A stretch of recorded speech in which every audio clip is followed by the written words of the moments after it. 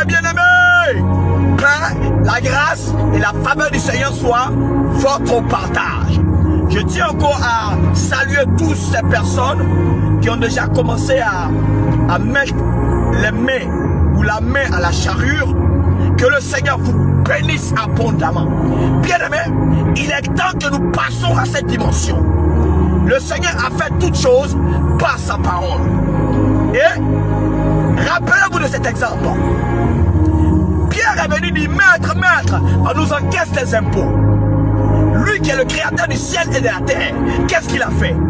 Il a dit, Pierre, c'est à cause de cela que tu me déranges? Ce n'est pas grave. Va pêcher. Le premier poisson que tu vas prendre, tu prendras une pièce là-dedans. Et dans sa bouche, tu prendras pour venir payer les impôts.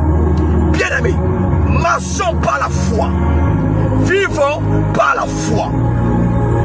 Pose le pas. Déclare. Appelle les choses qui n'existent pas à l'existence. Et tu feras la chose que toi-même tu as déclaré, qui a appelé venir à l'existence. Il est temps que nous sortons du Chanel. Les apôtres étaient des pêcheurs de poissons. Jésus a dit, je vous ferai des pêcheurs d'hommes. En d'autres termes, je vous ferai d'être des êtres surnaturels.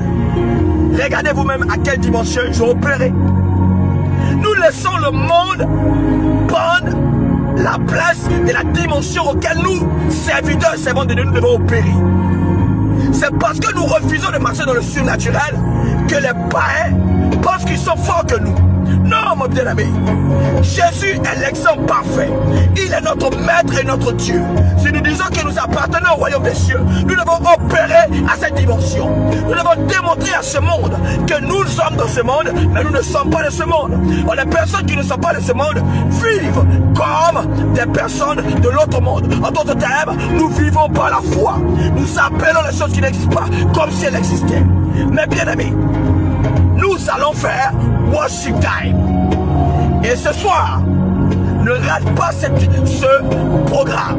Ne rate pas ce temps d'enseignement qui se tiendra à minuit. Le thème est l'adoration, l'idolâtrie. Beaucoup d'hommes pensent qu'ils adorent. Nous allons voir qu'est-ce qu'est réellement l'adoration. L'adoration qui monte comme un parfum de bonne odeur. Est-ce que ce que tu dis, ce que tu fais, Dieu prend plaisir à cela? Nous allons le voir, mes bien-amis.